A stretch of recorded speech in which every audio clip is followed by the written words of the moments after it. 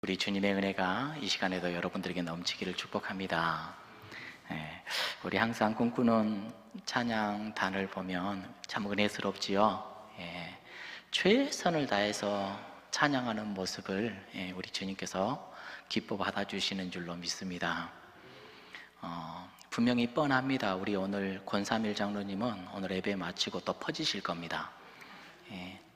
아주 있는 모든 찐을 빼가지고 하나님께 찬양 올려드리거든요. 제가 알아요. 여러분, 주님 앞에 섰을 때 최선을 다해서 내 모든 것들을 다 올려드리는 우리가 되었으면 좋겠습니다. 그러면 또 어느 순간 우리 하나님께서 비어진 것에 채워주시는 은혜의 역사가 있어질 줄로 믿습니다. 오늘 이제 이어지는 우리 말씀을 함께 나누는데, 소요리문답, 오늘은 제1계명, 우리 십계명에 대한 부분으로 이제 우리가 들어가게 됩니다. 지난 시간에 십계명의 서문에 대해서, 십계명이 이제 주어지기 전에 서문이 있었어요. 누가 누구에게 이 명령을 하는가? 우리 43번 문제를 우리 다시 한번 읽어보도록 하겠습니다. 시작. 십계명의 서문이 무엇입니까? 자, 답은요. 답 시작.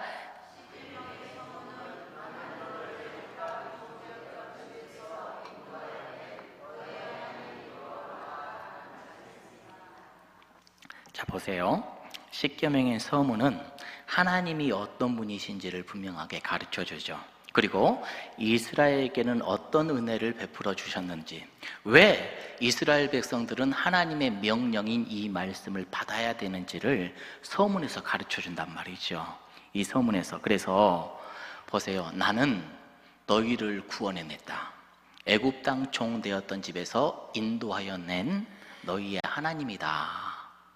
너희는 그래서 내가 이제 여러 가지의 계명들을 말할 텐데 너희는 반드시 이것을 듣고 순종해야 된다. 이런 내용인 것이죠. 자, 그래서 이 십계명의 서문은 십계명의 계명들을 잘 따를 수 있도록 열어주는 그러한 말씀이라고 해서요. 자, 그러면 우리가 잘 알고 있는 제1계명, 그래서 요리문단 45번은 이렇게 질문을 합니다. 시작. 제1계명은 무엇입니까? 답이 뭘까요? 다 잘 알죠? 시작. 그래요. 너는 나 외에는 다른 신들을 내게 있게 하지 말아야 된다. 이어지는 46번의 물음입니다. 시작. 제1계명이 명하는 것은 무엇입니까? 답이요. 답은 제1계명이 우리에게 명하는 것은 하나님이 유일한 참신이시며 우리의 하나님이시라는 것을 알고 인정하며 그에 따라 그를 경배하고 그 영화롭게 하라는 것입니다. 아멘. 자, 이 제1계명은 참 예배의 대상이 되는 분, 이분에 대한 계명이 바로 1계명이 되겠지요. 우리의 예배의 대상은 우리는 분명히 압니다. 우리는 누구를 예배하죠? 여호와 하나님 한 분만을 예배하는 저와 여러분들이 맞지요? 사람에게 섬김을 받으실 유일하신 분은 바로 우리 하나님이신 줄 우리는 믿습니다. 자, 하나님만이 우리의 신, 우리의 주인, 우리의 모든 것 되시고 다른 신들은 없다라는 거. 다른 신들, 절대로 다른 신들에게 우리의 마음을 뺏기지 않아야 되고 행여라도 그것에 대해서 경배하는 삶이 없어야 된다. 이걸 우리들에게 잘 가르쳐주고 있죠. 여러분, 다른 신 섬기지 않죠? 그렇죠? 자, 세상 사람들이 보면은 세상에 대한 신적인 개념들이 참 많아요. 첫 번째 신의 개념 중에 이전에도 여러분들에게 말씀드렸던 범신론이라는 게 있어요. 범신론. 범신론은 뭘까요? 세상의 모든 만물에는 다 신적 요소들이 있다라고 이렇게 이야기를 하는 것이죠. 돌에도 신이 있고 나무에도 신이 있고 동물에도 신이 있고. 그런가요? 저기 여러분들 밑으로 내려가면 남대천이 흐르고 있어요. 이렇게 쭉 내려가서 남대천이 흐르는 쪽에서 이렇게 쭉 내려가서 좌측으로 좌회전 해가지고 남대천을 조금씩 거슬러 올라가다 보면은 파출소가 나옵니다. 파출소에서 조금 더 올라가다 보면은 우리 교회에서 가장 멋있는 사람의 집이 나오는데 김만호 집사님의 집이 나와요. 김만호 집사님의 집 앞에 보면은 둥구나무가 하나 있는데 몇 년 됐죠? 400년 됐대요. 야, 거기에는 아마 엄청난 신이 살고 있을 거예요. 그렇죠?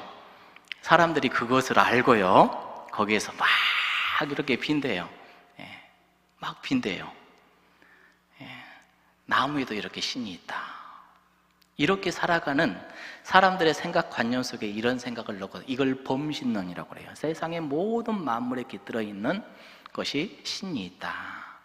또 하나 다신론이라고 있어요. 다신론. 이 범신론보다는 좀 더 축소되었죠.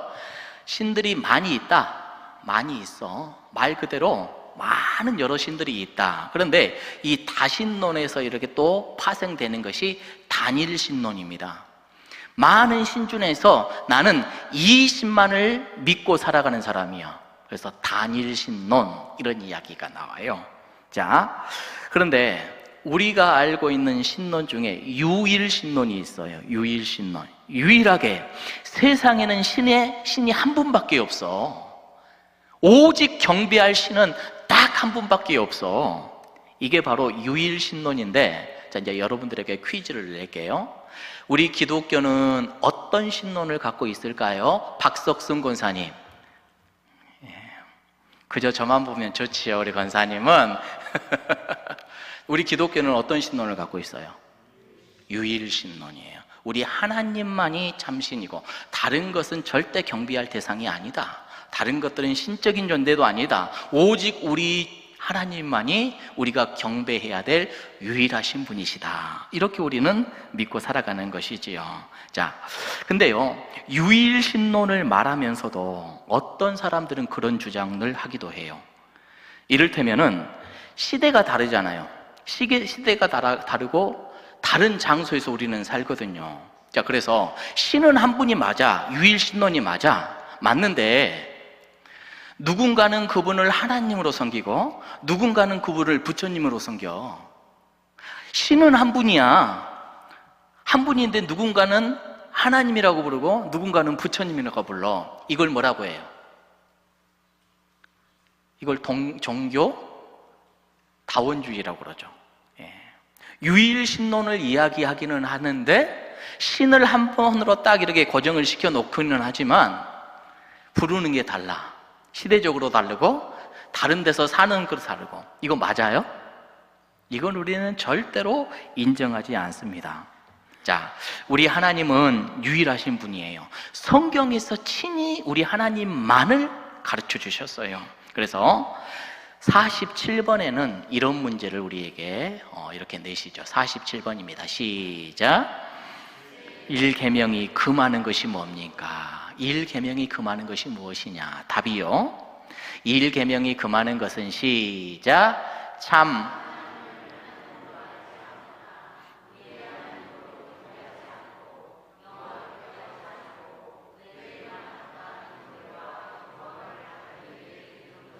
영광을 다른 이에게 드려요. 하나님을 찢어놓고 부처님을 하나님이라고 한다든지 이런 일은 없어야 돼요. 우리 하나님께서는 그것을 가증하게 여기십니다. 하나님이 하나님의 하나님됨을 인정하지 아니하고 살아가는 거, 이거 1계명을 어기는 거나 마찬가지예요. 이어지는 48번의 문제를 한번 봐보세요. 48번 1계명 중에 나 외에 라는 말이 있죠. 나 외에 다른 신을 절대 믿지 말아라 라고 했는데, 내게 두지 말라 했는데, 나 외에 라는 말씀이 우리에게 특별히 교훈하는 것은 뭘까? 답이요, 시작.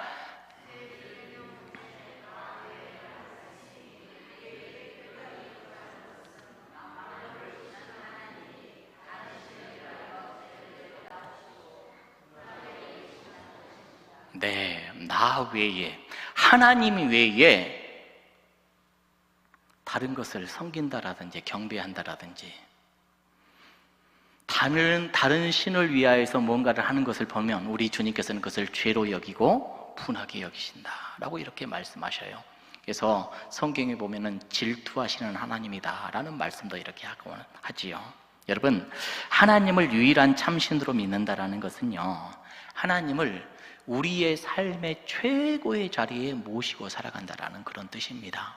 여러분들의 자리에 우리 하나님만을 최고로 모시며 살아가는 그런 복된 사람들이 되기를 축복합니다. 여러분, 그래서 사도 바울은 고린도 전서 10장 31절에 이렇게 말하지요.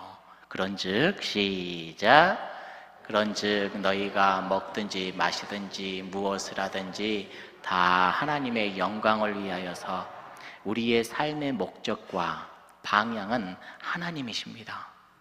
하나님의 영광을 위해서 무언가를 하더라도 해야 된다라는 말이지요.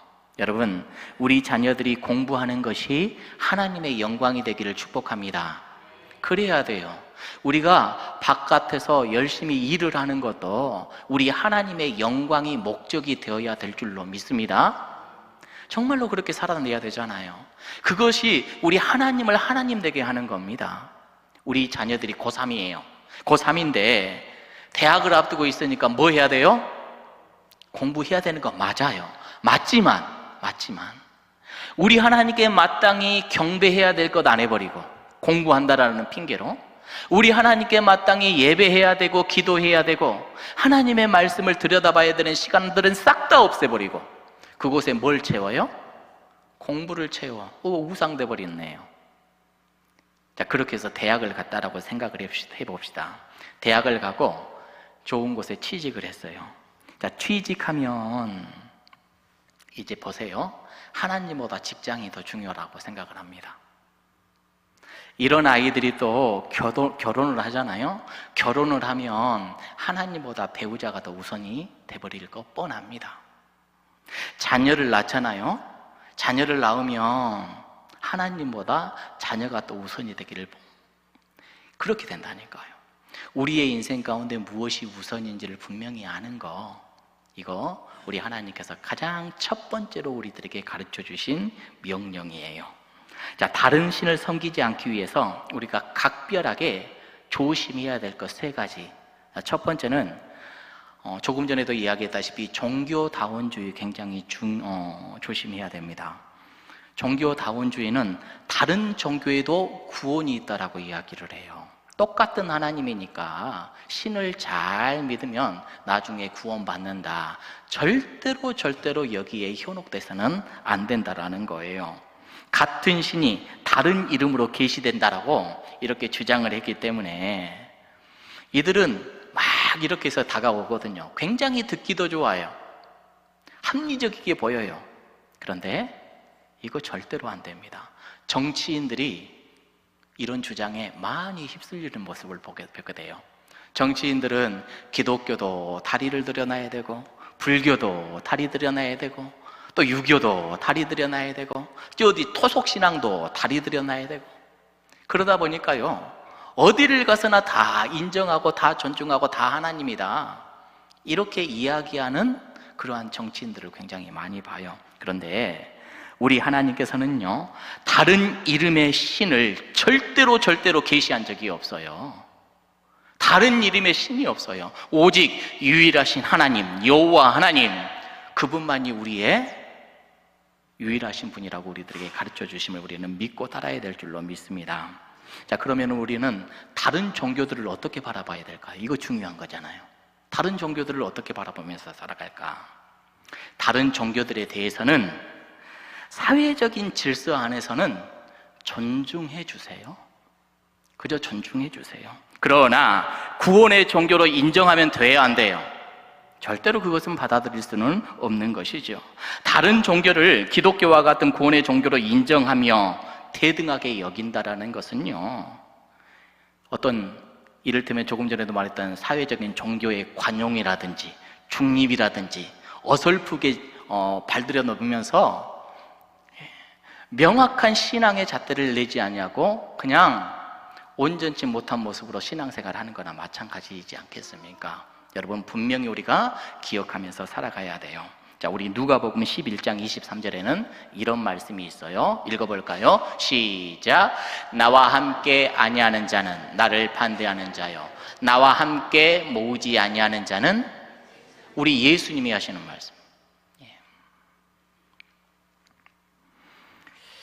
다른 종교인들과 사회활동 같이 할 수 있죠. 분명히 있어요. 같이 해야 됩니다. 그런데 신앙생활을 똑같이 여기면서 그들을 인정해줘 버리거나 구원으로 받아들이면 안 된다는 것이지요. 기독교 정치인들이 다른 종교와 대화도 할 수 있지만 그들의 종교의식에 참여한다든지 경배한다든지 이렇게 하면은 그것은 정말로 우리 주님께서 아니 될 일이다라고 말씀해 주신 것, 이것을 어그러뜨리는 것이지요. 그래서 첫 번째, 종교다운주의, 이거 굉장히 조심해야 되고, 요새 많은 사람들이 합리적으로 보이고 이성적으로 보이니 여기에 많이 편승을 합니다. 이거 조심해야 돼요.